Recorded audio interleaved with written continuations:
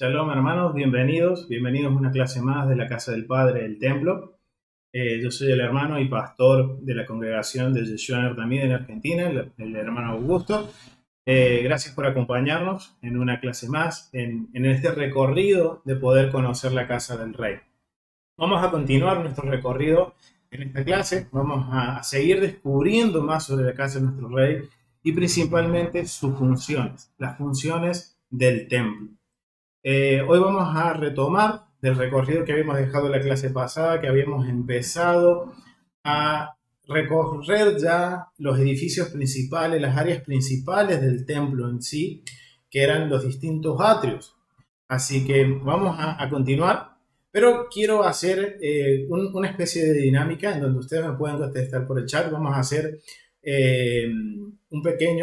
vamos a retomar un poquito lo que vimos. Voy a hacerles algunas preguntas seguro, como un quiz, para ver que ya tengamos algunos conocimientos. Ya a esta altura tenemos que tener algunos conocimientos ya asimilados. Entonces vamos a ir recorriendo juntos y vamos a ir descubriendo algunas cositas más sobre el atrio, de los distintos atrios, los distintos sectores del templo, y después nos vamos a enfocar en la función de los edificios. Entonces quiero que vamos a la diapositiva, en donde vamos a retomar de donde habíamos quedado, que había sido aquí, en los atrios. Habíamos recorrido, recordemos, el atrio de las mujeres, que el atrio de las mujeres era un lugar que estaba habilitado para que todos los varones, mujeres y niños de Israel pudieran estar en los servicios del templo. Después cruzamos la puerta de Nicanor, la puerta del este sería esta, en donde entramos y tenemos el atrio de la casa de Israel y el atrio de los levitas y el atrio o azar y los edificios del templo.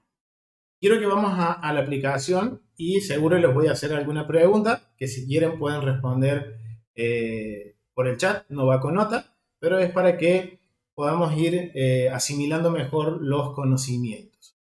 Vamos a la aplicación del templo. Estamos en la aplicación del templo. Justamente estamos ahora aquí en lo que es el Azara. En lo que es el atrio de las mujeres. Disculpen. Acá estamos en el atrio de las mujeres. Enfrente nuestro tenemos la puerta de Nicanor, que es equivalente, recuerden, a la puerta del este del tabernáculo.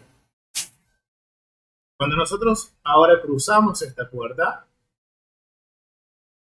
ya nos vamos a ubicar en lo que es el atrio de Israel. Cruzamos la puerta de Nicanor, y en este pasillito que nos encontramos en este momento es el atrio de Israel. Ahora yo quiero preguntarles, mis hermanos, los que están aquí acompañándonos vía Zoom, ¿quiénes podían estar en este lugar? ¿Podía estar todo el mundo o qué personas podían estar? Así me pueden contestar en el chat. Líderes de Israel, levitas, los justos. Bien, recuerden, en este lugar, en el atrio de Israel, o sea, en este pasillito en donde estamos justamente ahora caminando, solo podían estar los principales o líderes de cada casa, de cada tribu, perdón. O sea que aquí solamente podían estar varones de Israel, en este lugar, en este pasillito, en esto que estamos caminando nosotros. Ahora, al frente nuestro tenemos esas escalinatas. En estas escalinatas, ¿qué tenemos? Es otro atrio. Este de aquí, en estas escalinatitas que acabo de subir, en estas aquí, es el atrio de los levitas. Solamente en este lugar, en estos escalones, se ubicaban los levitas. Ahora, cuando nosotros habíamos visto la clase pasada, cruzando ese atrio, ya estamos en lo que se conoce como el Azará, en donde solo podían estar, ¿quiénes podían estar en este lugar? Los Kohanim, exactamente, los sacerdotes podían estar acá. Aarón y su familia. Ah, exactamente. Acá podían solamente servir sacerdotes. Ahora, habíamos llegado hasta este punto. Nosotros vamos a subir estos escalones, en donde en estos escalones hasta aquí podían llegar todos los sacerdotes. Y es algo muy interesante porque desde aquí los sacerdotes miraban hacia el pueblo, así como estamos mirando ahora, extendían sus manos y bendecían al pueblo con la bendición arónica. Y esto es muy interesante, ¿por qué? Porque normalmente en el protocolo del templo, a la presencia del Señor, o sea, al lugar más santo, no se le podía dar la espalda.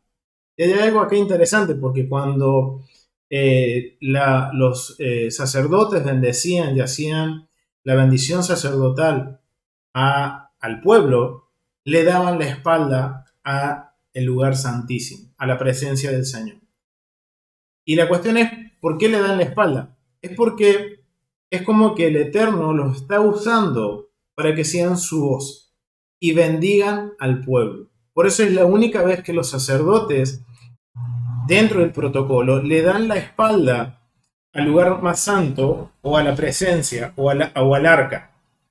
Le dan la espalda. ¿Por qué? Porque ellos están de alguna forma siendo usados por el Eterno para que ellos puedan emitir esta bendición y bendecir el pueblo. Es como que Dios mismo está hablando y le está diciendo al pueblo que, o sea, le está dando la bendición al pueblo. Entonces, hasta aquí podían llegar todos los sacerdotes y el sumo sacerdote. Pero cuando nos paramos enfrente de este hermoso velo, de aquí en adelante solo podían cruzar el sacerdote que estaba designado para realizar alguna tarea dentro del lugar santo. Y también podía entrar el sumo sacerdote. Entonces nosotros cuando cruzamos esta cortina, este velo, que era inmenso y era hermoso, por lo que nos describe, por ejemplo, Flavio Josefo nos describe que era hermoso, que era una obra de arte, y aparte era muy costoso ese velo. Y vemos que cruzando el velo, ¿qué nos encontramos con? Puertas. Había puertas. Al cruzar estas puertas, nos encontramos ahora sí dentro del lugar santo, en donde vamos a tener a nuestra derecha la mesa de los panes de la preposición y a nuestra izquierda vamos a tener la menorá. Entonces, a este lugar solamente entraba un sacerdote cada día, en la cual se hacía el sorteo de qué actividades debían hacer. Entonces, entraba un sacerdote a limpiar la menorá en la mañana y entraba otro por la tarde. Cuando era el día de cambio de los panes de la preposición, que era el día viernes, antes de entrar el Shabbat, se cambiaban los panes de la preposición. Entonces entraba uno o dos sacerdotes a hacer solamente ese oficio, esa función. Después había otro sacerdote que era por la mañana y por la tarde, eran dos sacerdotes en el día que limpiaban también el altar y, perdón, presentaban el incienso. Presentaban el incienso, uno por la mañana y una por la tarde. O sea que hasta aquí solamente podían ingresar un solo sacerdote, que era el sacerdote asignado para una de cada una de las tareas. También podía acceder hasta aquí el sumo sacerdote. Recordemos que el sumo sacerdote solamente una vez en el año podía cruzar el velo que tenemos enfrente. Ese velo es el que separa lo que es el lugar santo del lugar santísimo, en donde debería estar el arca. Entonces, vamos a ubicarnos, nos vamos a transportar hasta la fiesta de Yom Kippur. ¿Por qué? Porque a partir de ahora, de este punto, en adelante solo puede cruzar el sumo sacerdote. ¿Qué hacía el sumo sacerdote? Tomaba el incienso, se dirigía, no cruzaba por el medio del velo, sino que, recuerden, estos velos eran inmensos, eran pesados, eran gruesos, entonces no era fácil de estar corriéndolos. Es más, dicen que para montar el velo de la puerta de ingreso al lugar santo, se necesitaba 300 levitas o 300 sacerdotes para levantar ese velo, de lo grande que era. Entonces imagínense, no se podía cruzar por el medio, sino que aquí en este sector habían dos velos, en donde ingresaba aquí por la izquierda el sumo sacerdote, acá enfrente está un poquito oscuro, pero hay otro velo, giraba hacia la derecha y hay un pasillo, no sé si se alcanza a ver, pero hay un pasillo. En ese pasillo el sacerdote caminaba hasta el fondo, topaba con la pared y cuando topaba con la pared daba vuelta hacia la izquierda.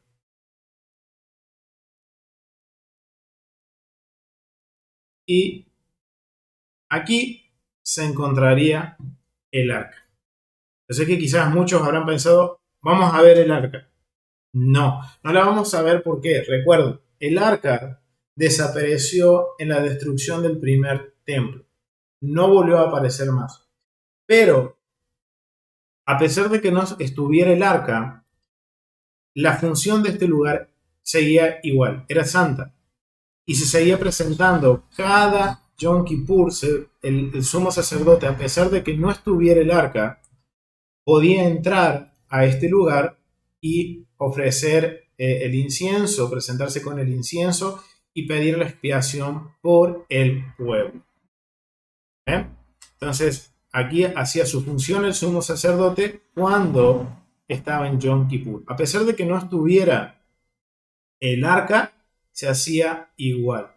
Y esto nos muestra también que el Eterno, a pesar de que no esté el arca, el Eterno, él siguió perdonando al pueblo a pesar de que no estuviera el arca. Y esto nos muestra que la función estaba vigente. Por más que no estuviera el arca, la función seguía. Servía igual. ¿Para qué? Para que presentarse en este lugar que era donde estaba el estrado de los pies de nuestro rey. Amén. Ahora, siempre estamos viendo en el templo, estamos conociendo el templo, pero ahora quisiera que pudiéramos asociar lo que vamos aprendiendo con escritos del Nuevo Testamento. ¿Por qué? Porque es algo muy cierto y que hemos venido viendo, que hay mucho vocabulario del templo dentro de las cartas apostólicas y de los escritos de primer siglo. Entonces, yo quiero hacerles una pregunta. Cuando nosotros leemos en las escrituras y vamos a buscar escrituras que van a estar hablando sobre el velo, sobre estos lugares, y muchas veces lo pasamos por alto o damos por entendido cosas que no son. Yo quiero invitarlos a que vamos al libro de Mateo capítulo, Mateo capítulo 27. Mateo capítulo 27. ¿Por qué? Porque vamos a analizar textos del Nuevo Testamento y vamos a ir aplicando las cosas que vamos aprendiendo para poder ver que el templo está vigente en toda la Biblia. A pesar de que se diga que el templo ya no es para nosotros, sí es para nosotros. Y como seguimos una metodología de estudio, el templo termina siendo el centro de todos nuestros estudios, porque está todo relacionado. El templo es el punto neurálgico, el punto central, en donde podemos conocer el carácter de nuestro rey y podemos conocer cómo él quiere que nosotros tengamos una vida de santidad. Vamos a Mateo 27, vamos a leer los versículos del 50 al 56, y dice: Mas Jesús, habiendo habiendo otra vez clamado a gran voz, entregó el Espíritu. He aquí, el velo del templo se rasgó en dos, de arriba a abajo, y la tierra tembló, y las rocas se partieron, y se abrieron los sepulcros, y muchos cuerpos de santos que habían dormido se levantaron. Y saliendo de los sepulcros después de la resurrección de él, vinieron a la santa ciudad, y aparecieron a muchos. El centurión y los que estaban en la guardia, perdón, los que estaban con él en la guardia, a Yeshua, visto el terremoto y las cosas que habían sido hechas, temieron de gran manera y dijeron, verdaderamente, este era Hijo de Dios. Ahora, acá nos menciona que hay un velo que se rasga. Y siempre hemos creído y se nos ha enseñado de que el velo que se rasga es el velo que separa el lugar santísimo del lugar santo.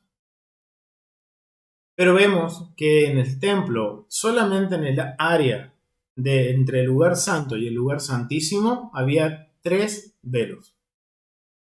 Hay un cuarto velo que está en la parte superior, digamos en un segundo piso, y creo, y no estoy muy seguro, que había un quinto velo también, dentro del edificio del templo, el edificio, en el edificio principal. Ahora, ¿cuál fue ese velo que se rompe? Es el velo de ingreso al lugar santo.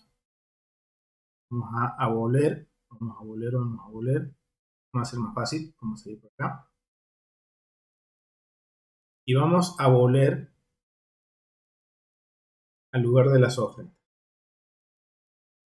¿Cuál es el velo que se rasga? Se rasga este velo. Se ha puesto un poquito lento. Ahí está. Es el velo que tenemos justamente enfrente nuestro. Ese es el velo que se rasga. Ahora, vimos que cuando cruzamos ese velo había una puerta. Ahora, la pregunta es, ¿podemos ver nosotros desde el lugar en que murió Yeshua, el lugar santísimo? Miren, tenemos una gran ventaja hoy que contamos con esta aplicación, que es una gran bendición, y esta aplicación está hecha para realidad virtual, por lo cual esta aplicación está diseñada de acuerdo a escalas. O sea que está proporcional a lo que nuestros ojos se podría ver. Entonces, vamos a ir a este punto, al Monte de los Olivos. El Monte de los Olivos. Ahí está. Hoy está un poquito lento. Acá cuando nosotros estamos parados, justamente enfrente del templo, mirando hacia la puerta de ingreso al lugar santo. Miren, hay una distancia bastante grande. La verdad no tengo la noción de la distancia porque no he podido visitar Israel. Sé que hay personas que han podido visitar el lugar, han podido estar en el Monte de los Olivos, pero es una distancia bastante larga. O sea, es más de 1000 metros que hay entre la cima del lugar santo, perdón, entre la cima del Monte de los Olivos con la cima en donde estaba el templo. Hay una distancia muy larga. Entonces, nosotros conociendo, ahora teniendo el conocimiento de la geografía, la topografía de este lugar, podemos ver que desde este punto en el que estamos, es casi imposible ver hasta el lugar santísimo. Podríamos, yo calculo que alguien que tenga una muy buena visión, podría llegar a ver el, el manto, perdón, el, se me fue. Podría ver el velo, perdón, el velo de ingreso. Pero recordemos que detrás de ese velo habían puertas que por lo general siempre estaban cerradas. Entonces, es casi imposible poder ver de este punto el lugar santísimo. Entonces, el velo que se rasga es el velo de ingreso al lugar santo. Entonces, acá ya ahora podemos comprender este texto de Mateo 27. ¿Y qué es lo que el centurión estaba viendo? Él estaba viendo todo lo que estaba pasando. Él estaba viendo que se había oscurecido, que había personas resucitando y dice, como dice acá, se estaban apareciendo en la ciudad, en Jerusalén. Entonces ellos temieron a ver todos esos acontecimientos y ellos exclaman, verdaderamente, este es Hijo de Dios. Después podemos estudiar estos acontecimientos y están muy relacionados a la cosmología de cómo percibían en el antiguo Medio Oriente y en primer siglo, en el Imperio Romano, lo que era caos y orden. Entonces, está muy relacionado a eso y es muy interesante. Yo los invito a que puedan visitar Teshuvah TV, en donde nuestro Morey, hermano rico, tiene estudios sobre el caos y el orden, y también que puedan ahondar más sobre el templo en tesorosdeltemplo.com, en donde todo lo que estamos aprendiendo está basado a los cursos dictados por nuestro Morey, hermano Rico Cortés. Entonces, ahora nosotros podemos ver que si nos ubicamos geográficamente y si conocemos la geografía y la topografía, hay una distancia muy grande que realmente para poder llegar a ver hasta el lugar santísimo, si era posible, desde este lugar, era necesario tener una mira o tener periscopios o tener unos binoculares de muy alto alcance con una tecnología suprema para poder llegar a ver hasta allá, a lo más profundo del lugar santísimo. Entonces, ahora vemos cómo la geografía y la geografía y la topografía del templo nos ayuda a estudiar, a entender, no estudiar, sino a entender los acontecimientos en el Nuevo Testamento, en los escritos del primer siglo, en las cartas apostólicas.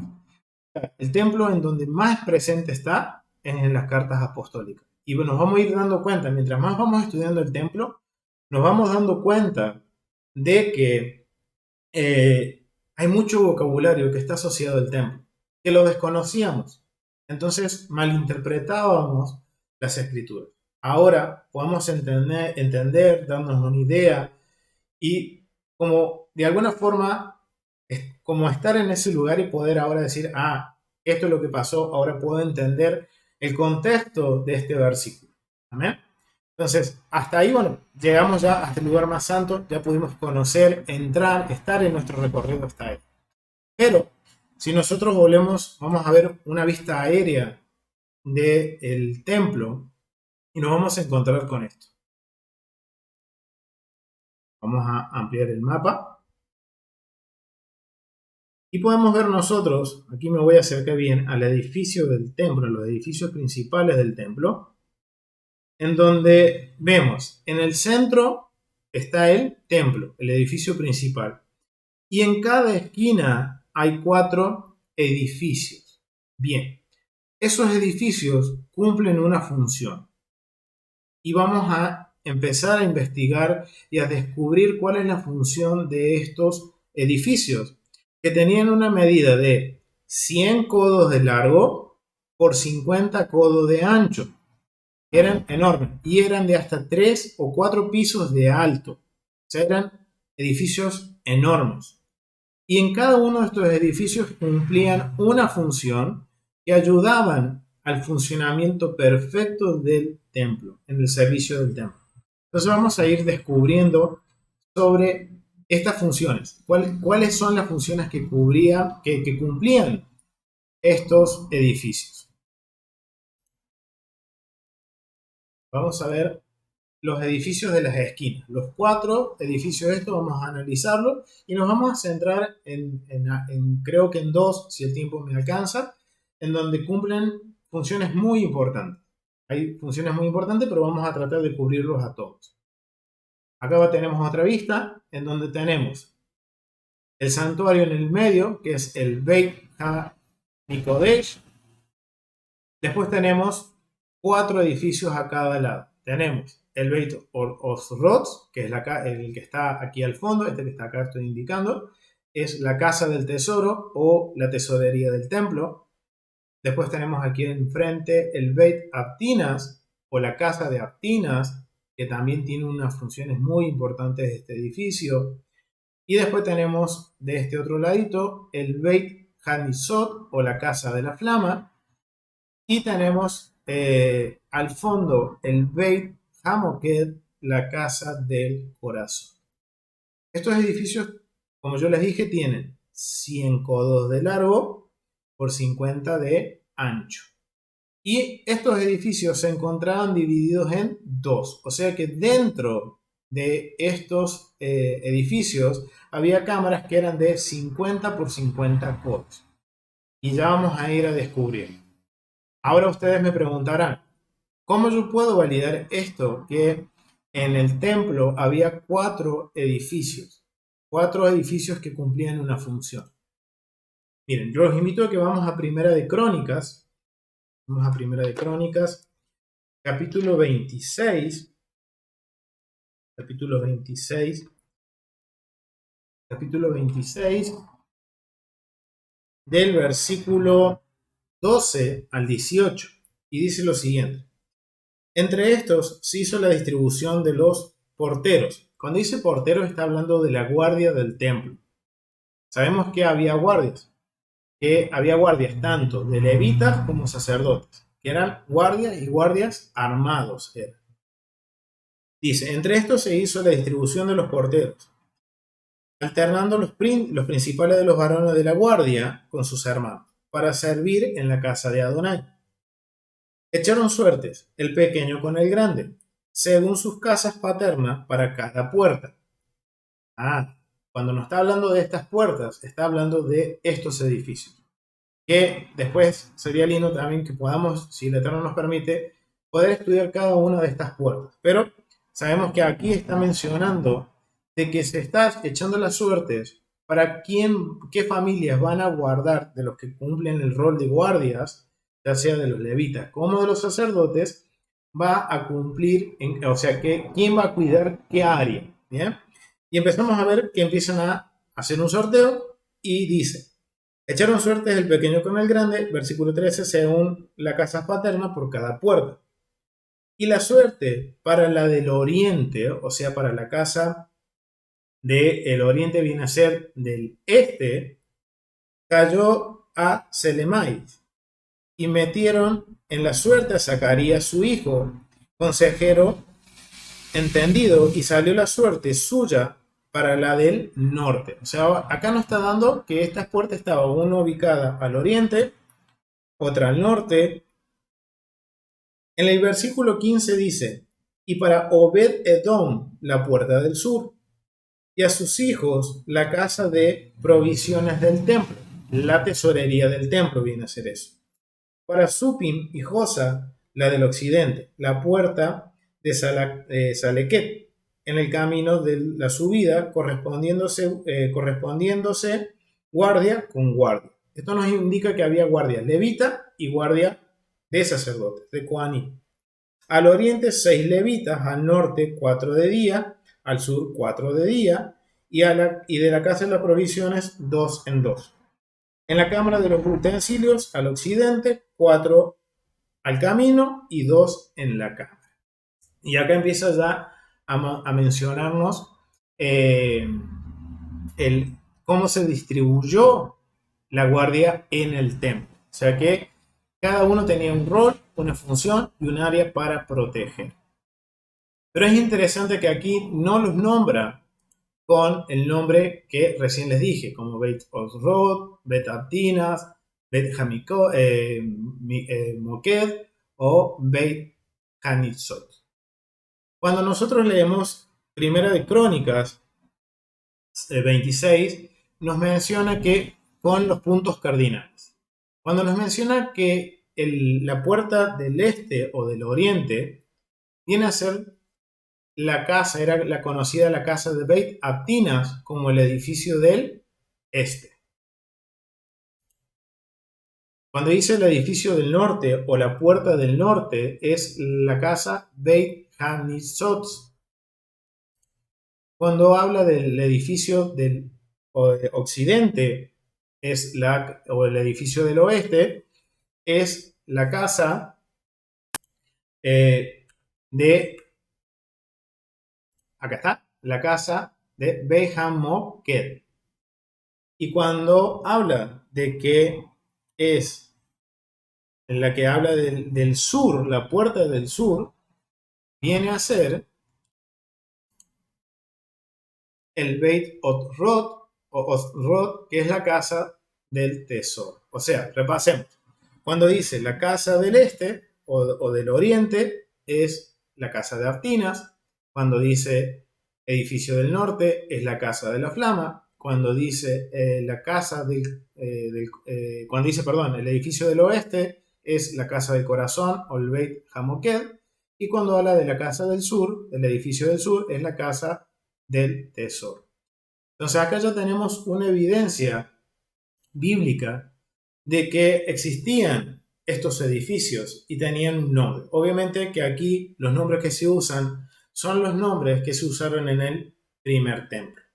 Después modificaron, se variaron los nombres en el segundo templo. En el primer siglo se conocían con los nombres que les acabo de mencionar. Entonces, ahora vamos a ver qué función cumplían cada uno de estos edificios. Algo importante que quiero que aprendamos, el término Beit. A cada uno de estos edificios de las esquinas se los conocía como el término Beit, que significa casa o casa. Cada uno de estos tenía diferentes nombres, principalmente porque había diferentes cámaras dentro de ellos. Y esas cámaras, las que yo les mencionaba, que medían 50 por 50 codos. O sea que eran cámaras bastante grandes. Que había cámaras dentro de ellos. Así como por la puerta que según se transitara por medio de ellos. También les otorgaban un nombre específico. O sea que también se los conocía por las puertas que había en cada uno de esos lugares. Habían puertas y cada una tenía un nombre. Al edificio del templo se les llamaba Beit HaMikodash o Beit HaKaporet, que significa la casa y la cubierta del arca, o sea que era la morada. Beit HaMikdash es la morada, el hogar, donde habitaba el Eterno. También se utilizaba el término Beit dentro del área de la Sará. Recuerden, ¿cuál es el área de la Sará? Era en donde se estaba el altar y donde también se preparaban los animalitos para las ofrendas. Ese lugar también se lo conocía como Beit, era conocido como el área de Beit HaMitbehanim, la casa del degollamiento, principalmente el área en donde se preparaban los animales. En donde en esta área que se hacía la casa, que era conocida como la casa del desollamiento, o en donde se preparaban las ofrendas, vamos a tener, dice que en esta área era el aire libre, con 24 anillos, 8 mesas de mármol, 8 postes de sujeción, donde los animales serían sacrificados y se preparaban para el altar o para ser cocidos. Entonces, vamos a la aplicación del templo, vamos al lugar de las ofrendas, vamos aquí donde dice el lugar de las ofrendas, y vamos a conocer la primera casa, una de las primeras casas o el atrio de la Sara, que es en donde solamente podían estar los sacerdotes.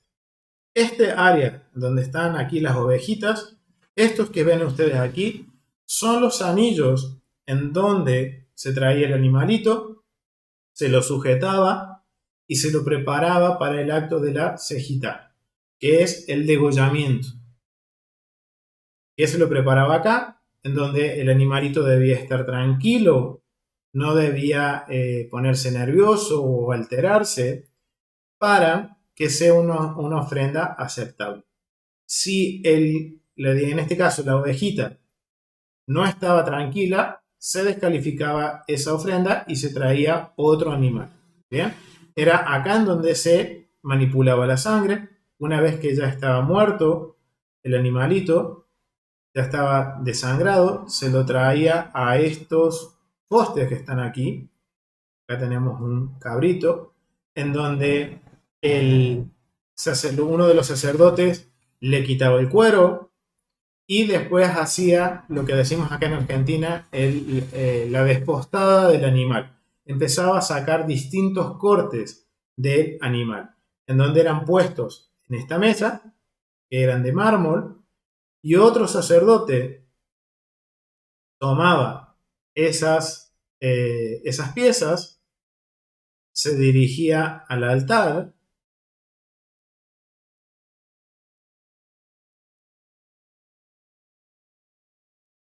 llegaba acá al altar, subía y presentaba la ofrenda en el fuego del animalito, de las piezas del animalito. Y después se retiraba. Ese era el procedimiento como se hacía la presentación de los animales en el altar. Entonces vemos, me fui un poquito, vamos a volver, sí, vamos a volver.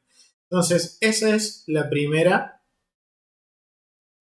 casa que tiene una función. Y aquí solamente podían estar los sacerdotes. Después nos mencionan que había dos casas. Nosotros mirando hacia el este, nos menciona que a la derecha nuestra había una casa y a la izquierda había otra casa. Entonces, vamos a ir para nuestra izquierda y vamos a ir a la casa de Aptinas o Beit Aptinas. Vamos a entrar y a descubrir cuál es la función que cumple este edificio. Cuando nosotros ingresamos al Beit Aptinas, tenemos aquí el edificio. Acá estamos en una de las cámaras. Esta cámara mide 50 por 50 codos. Y aquí a nuestra derecha, ¿qué tenemos? El lavacro de bronce, en donde los sacerdotes, antes de entrar en función, lavaban sus manos y sus pies. Aquí en este edificio también se hacía el sorteo de qué sacerdote iba a cumplir o qué rol iba a cumplir cada día, cada sacerdote que entraba en función.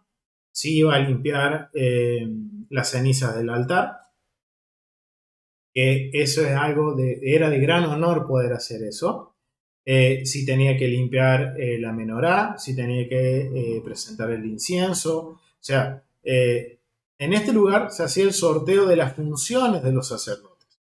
Una vez que se hacía el sorteo de las funciones, los sacerdotes se lavaban sus pies y sus manos en el lavacro y recién pasaban a la Sará a presentar las ofrendas, a preparar, a trabajar en el templo. ¿Bien? En este edificio también se encuentra esta pequeña cámara que está aquí, que tenemos aquí, que vemos acá al frente. También aquí se guardaban las vestiduras de el sumo sacerdote. Este venía a ser como el vestidor del sumo sacerdote. Aquí estaban las prendas guardadas en custodia de los sacerdotes. ¿Por qué de los sacerdotes? Porque este edificio, como vimos, está casi a la altura, está en la altura del Azara. Entonces, en este edificio solamente podían estar los sacerdotes. Y algo curioso, que si nosotros vemos, a ver en esta puerta, si se ve, no, en este lugar no se ve, habían marcadores de los niveles de santidad que indicaban los lugares, una indicación visual en donde marcaba la diferencia entre qué lugar podía llegar un sacerdote y hasta qué un lugar podía llegar un levita o hasta qué lugar podía llegar un varón de Israel o una persona común. Bien, entonces en este edificio estaba, en esta parte, en esta cámara de la casa de Aptinas, estaba el lavacro, estaba, de alguna forma decirlo, el vestíbulo donde estaban las vestiduras del sumo sacerdote. Y cuando nosotros cruzamos ahora este lugar, esta puerta, si ustedes ven ahí, no sé si se alcanza a ver, ahí ven ese puntito arriba, ese es un marcador. Ese marcador marcaba los perímetros hasta donde podía llegar cada uno dentro del templo. O sea que hasta ahí, eso era lo que marcaba que, por ejemplo, alguien que no estuviera permitido ingresar a este lugar y pasara ese punto, esa línea, de alguna forma, ese indicador, esa persona debía morir. Entonces, este área estaba reservada solamente para los sacerdotes. Ahora, cuando nosotros cruzamos esta puerta, está esta otra cámara que se conoce como la cámara de la piedra labrada, en donde en este lugar se situaba el gran Sanedrín, en donde estaba compuesto por 70 más 1, en donde eran 23 varones de Israel, 23 levitas, 23 sacerdotes, más un presidente y un vicepresidente del Sanedrín, que normalmente era el presidente del Sanedrín, era el sumo sacerdote. Pero en el primer siglo sabemos que el sacerdocio fue corrupto. Entonces se nombró como presidente a un justo, a un varón justo que ocupara este lugar. Y sabemos a través de los escritos de Josefo y de también la Mishnah que este lugar lo ocuparon en el primer siglo, en la época del Mesías. El lugar de presidente lo ocupó Hillel y el vicepresidente fue Shemai, que eran, digamos, las dos autoridades de las dos casas principales de los fariseos. Acuérdense que en el primer siglo habían 7 escuelas de fariseos, en donde estaba la casa de Shammai y la casa de Hillel como las principales. Una más liberal que la otra. Shammai era más ortodoxa, lo podemos decir, un poquito más estricta, y Hillel era un poquito más abierta, un poquito más libre, podríamos decir, más liberal.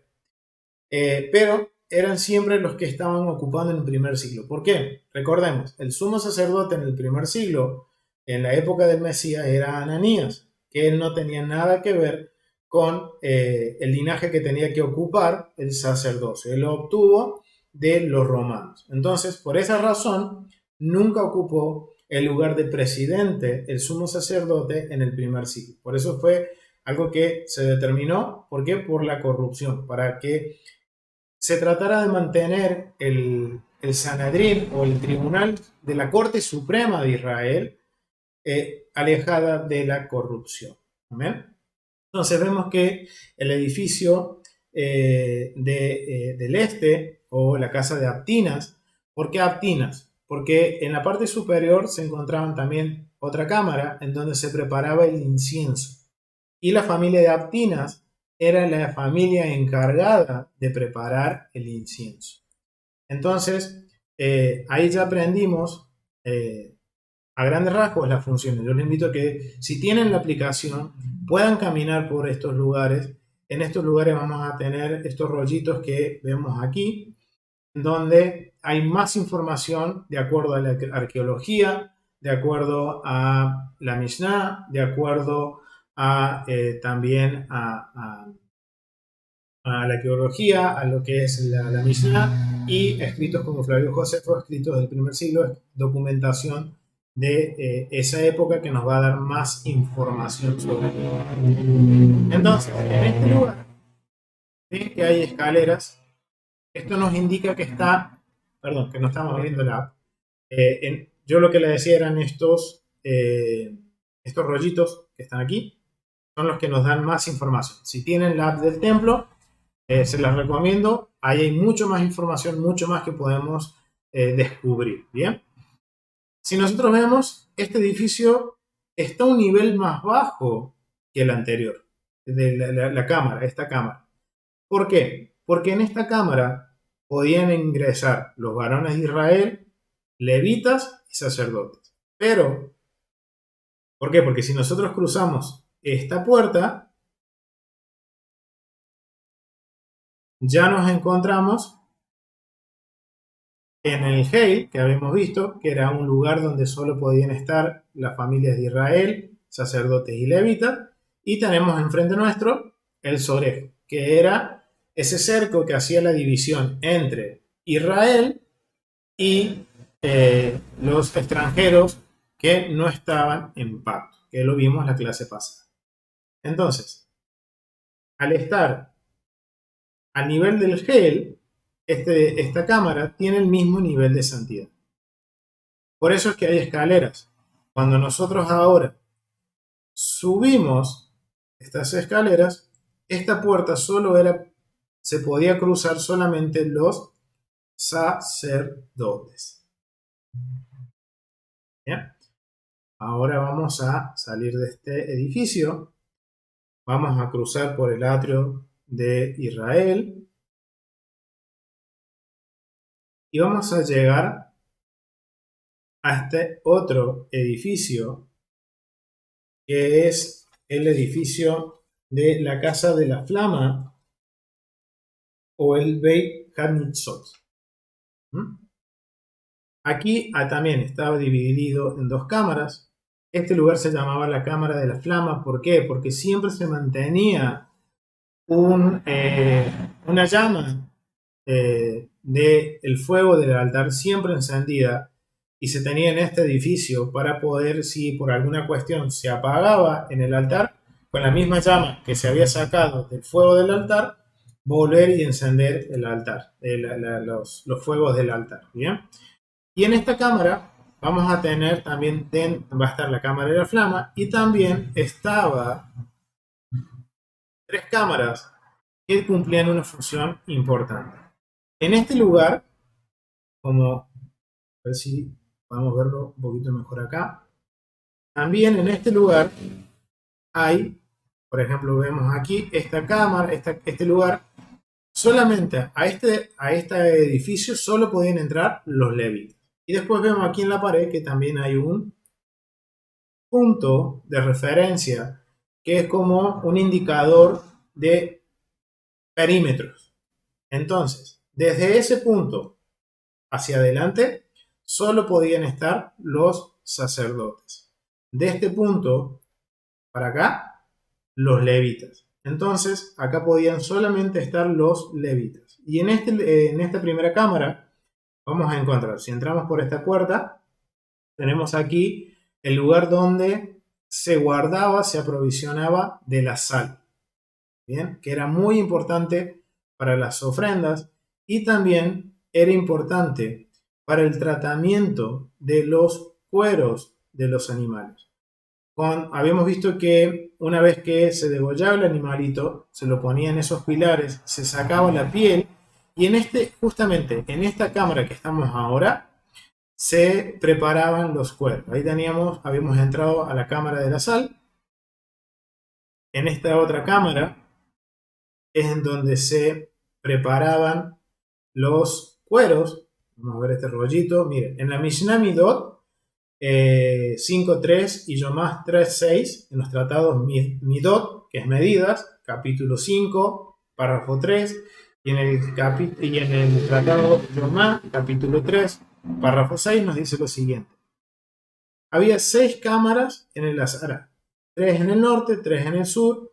Las del norte eran Lihag Hamalach, Lihag Parvah, me cuesta un poquito, Lihag Medishim, Lihag Habah, donde salarían las pieles de los animales consagrados, en su techo también en lugar de inmersión para el Kohen Gadol, o sea, para el sumo sacerdote en Yom Kippur. O sea que en este edificio, por lo que nos dice Tratado Midot y Tratado Yomá, habían distintas cámaras, en donde una de estas cámaras era para almacenar la sal, otra era para preparar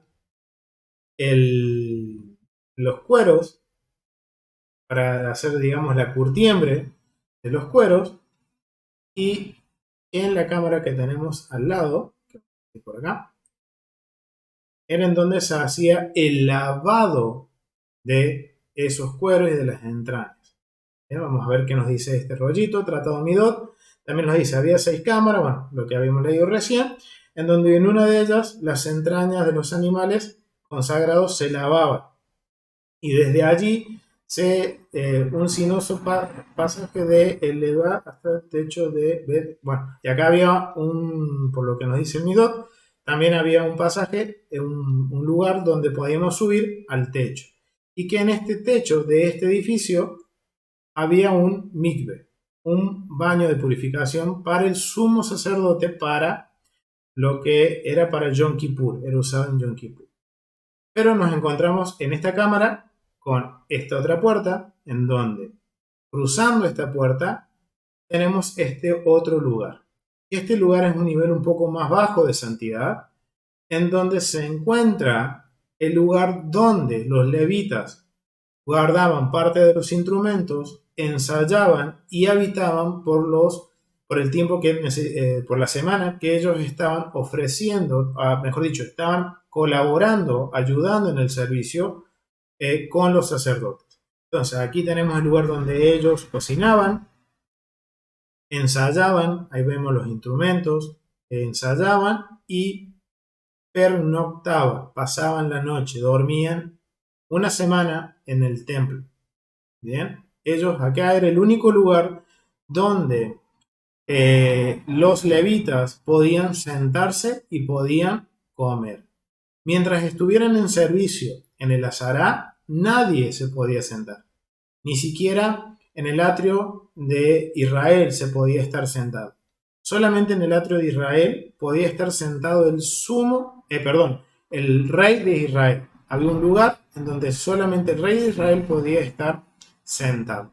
Pero después el resto, ya sean los varones de Israel, levitas y sacerdotes, estaban de pie haciendo su función. Bien, entonces vamos a salir de esta cámara.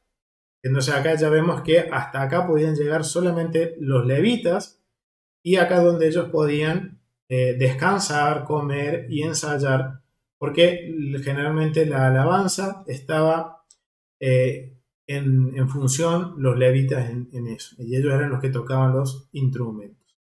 Entonces ahora vamos a cruzar este lugar, vamos a salir de vuelta a la sala y vamos a tener dos edificios más que están al fondo. Vamos a seguir caminando. Recuerden que desde ese puntito de marcación que pasamos recién, lo tengo aquí cerquita, que desde aquí, desde este puntito, de este punto de marcación, solamente podían pasar de aquí hacia allá solamente los sacerdotes. Si un varón de Israel o un levita cruzaba ese punto, moría. Era la regla de la casa. Entonces esto nos está mostrando que dentro de la casa de nuestro rey es importante que aprendamos cómo funciona, cuáles son los lugares que están permitidos y a quienes se les permite llegar, porque esto va a ser restaurado. Entonces, cuando el templo esté de vuelta entre nosotros y tengamos la bendición de poder estar, tenemos que saber cómo dirigirnos, cómo manejarnos dentro del templo. Y aquí ya llegamos aquí tenemos un edificio que es el Beit Hamoked, que es la cámara de alojamiento o la cámara de la casa del corazón. Y por aquí, cruzando por aquí, vamos a llegar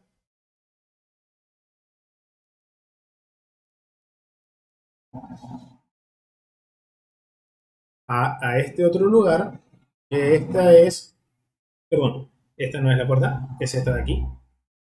Es esta de aquí que es el Beit Rod o la cámara del tesoro. Que no solo cumplía la función de cámara de tesoro, aquí es donde se almacenaban las ofrendas, los diezmos, el dinero, se almacenaba en estas cámaras, sino que también se encontraba las oficinas de la guardia del templo. O sea, de alguna forma podemos decir como la comisaría o el destacamento de la guardia del templo, donde se almacenaban, por ejemplo, vamos a entrar en este lugar, aquí se almacenaban, por ejemplo, acá dice que se almacenaban en Primera de Reyes, capítulo 10, del versículo 16 al 17, dice, el rey Salomón hizo 200 escudos grandes de oro batido, 600 ciclos de oro gastó en cada escudo, e hizo 300 escudos de oro batido, 3 minas de oro fueron a un escudo, y el rey los puso en la casa del bosque del Líbano. Ah, este edificio también se conocía como el bosque del Líbano. ¿Por qué? Porque, por ejemplo, aquí en esta cámara es donde se almacenaban los escudos que usaban los sacerdotes. ¿Por qué sabemos que eran los sacerdotes? Porque eran de oro. O sea que este edificio que estamos acá solamente podían estar los sacerdotes. Y también aquí se almacenaba madera, la mejor madera. En el versículo 1 nos habla sobre esta ofrenda de madera. ¿Ya? Entonces vemos que este edificio tenía era el lugar donde se almacenaban las ofrendas de madera. Después teníamos esta otra puerta que nos va a otra cámara. Recuerden que estas cámaras miden 50 por 50 codos. Y aquí estaba la parte de los levitas, en donde también se almacenaba el armamento de los levitas. Vamos a entrar aquí. Aquí era en donde se almacenaba de alguna forma se administraban los diezmos en esta cámara, en este edificio. Y en la cámara de al lado, era la cámara de al lado,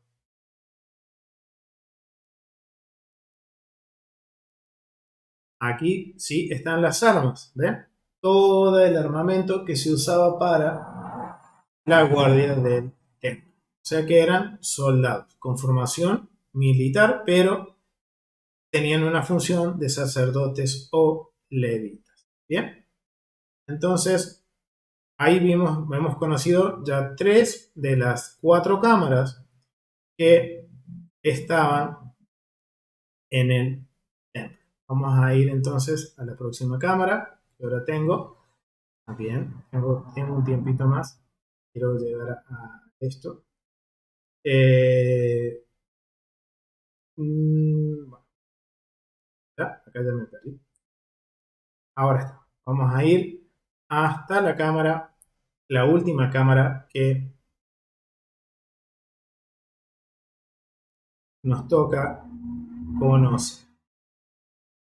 La cámara de alojamiento Beit Hamikdash. Pero antes de seguir con eh, con este recorrido, lo vamos a dejar aquí el recorrido. ¿Por qué? Porque esta es una cámara bastante interesante y también hay algunas cosas interesantes en esta cámara. Vamos a ahí, hay descubrimientos arqueológicos que hablan sobre que había un sistema de túneles que estaba directamente ligado a esta cámara. Pero lo vamos a dejar para la próxima clase, en donde nos vamos a enfocar bien en eso y vamos a descubrir para qué servían esos sistemas de túneles, hasta dónde llegaba, y lo vamos a dejar ahí. Pero antes de terminar esta clase, yo quiero compartir algo que hoy repasando el, el estudio con mi esposa me hizo llamar la atención en algo muy importante. Yo no sé si alguno le habrá dado cuenta. Cuando nosotros leemos en Primera de Crónicas, capítulo 26, versículo 15, ¿qué es lo que dice? Acá vemos que habíamos visto que en Primera de Crónicas se estaba eh, repartiendo de alguna forma la guardia. Las familias que iban a ser tanto de los levitas como de los sacerdotes iban a cumplir la función de guardia y en qué lugar debían servir. Y a mi esposa, le digo la verdad porque a mí no, para mí pasó de largo, pero mi esposa me hizo volver al versículo 15 que dice lo siguiente. Dice, y para Obed Edom, la puerta de Sur, y a sus hijos la casa de la provisión del templo. Dice que a Obed-Edom, la familia de Obed-Edom se iba a encargar de qué? De custodiar el edificio Sur, que es el último que estuvimos visitando, y que su familia iba a cuidar de este área tan importante que era la casa del tesoro del templo. Ahora, Obed-Edom, ¿no les suena conocido ese nombre? ¿Quién era Obed-Edom? Cuando nosotros vamos a Segunda de Samuel, vamos a Segunda de Samuel, capítulo 6. Vamos a Segunda de Samuel, capítulo 6. Capítulo 6. ¿Está? Capítulo 6, de los versículos 10 y 11. Acá se está relatando cuando David va a transportar el arca, está transportando el arca, y Usa muere al intentar tocar el arca. ¿Y David qué dice? Miren lo que dice versículos 10 al 11. Dice, vamos a leer del 8. Vamos a leer un poquito antes y dice el 7. Y el furor de Adonai se encendió contra Usa y lo hirió allí. Dios para aquella, perdón, pasó un cambio. Y lo hirió allí Dios por aquella temeridad y cayó allí muerto junto al arca de Dios. ¿Qué hizo Usa? Recuerden, iban trasladando el arca iba en carro y se estaba por caer. ¿Bien? ¿Y qué iba a hacer Usa? Solamente lo que él iba a hacer era poner su mano para que no se cayera. Y dice que Dios lo condenó a muerte. ¿Por qué? Porque el arca solamente podía ser transportada por una familia específica de sacerdotes que tenía la función de trasladar el arca y los utensilios. Por eso muere. Pero miren lo que dice después el versículo 8. Y se entristeció David por haber herido a Adonai a Usa. Y fue llamado a aquel lugar Pérez Usa hasta hoy. Y temiendo David a Adonai aquel día dijo, ¿cómo ha de venir a mí el arca de Adonai? De modo que David no quiso traer para sí el arca de Adonai a la ciudad de David, y la hizo llevar David a la casa de Obed Edom Eteo. Y estuvo el arca de Adonai en la casa de Obed Edom Eteo 3 meses, y bendijo a Adonai a Obed Edom y a toda su casa. ¿Casualidades? Muchas veces lo que nos pasó a nosotros es que siempre cuando leíamos eso, Obed-Edom, un geteo, pensamos que era una persona común que recibió el arca y Dios bendijo a esa familia por tener el arca en ese lugar. Pero ahora con todo lo que hemos estado aprendiendo del templo y que sabemos que hasta ciertos lugares podían llegar ciertas personas, ciertas familias, los levitas llegaban de una forma, los sacerdotes llegaban hasta un lugar. Después cuando vemos nosotros en el tabernáculo, cuando Moisés da la orden a través del mandamiento del Eterno le da a Moisés para que distribuya quiénes van a cumplir la función. Ahora la pregunta es, ¿por qué Obed-Edom no murió? y por qué Obed-Edom pudo tener el arca en su casa. La conclusión que llegamos nosotros es algo que quizás habría que validarlo y profundizar un poquito más, pero nos llamó mucho la atención eso, porque Obed-Edom recibe el arca en su casa, es prosperado, no muere, y después figura aquí otra vez Obed-Edom como a cargo de una área en donde solo podían estar los sacerdotes. Entonces podríamos decir que Obed-Edom era un sacerdote y por eso no murió al tener el arca en su casa. Y dice que su casa fue prosperada. ¿Por qué? Porque él sabía cómo manejarla. Sabía cómo era el protocolo para manejar el arca. Puede ser. Y es algo que nos llamó la atención. Por eso quería compartírselo, porque mientras repasábamos con mi esposa, que me da una ayuda para poder repasar, le llamó la atención y empezamos a ver y decimos, wow, quizás este Obed-Edom que recibió el arca no era una persona común como creíamos nosotros, sino que era un sacerdote. Y esto, vuelvo y repito, nos indica la importancia de estudiar el templo, de poder comprender.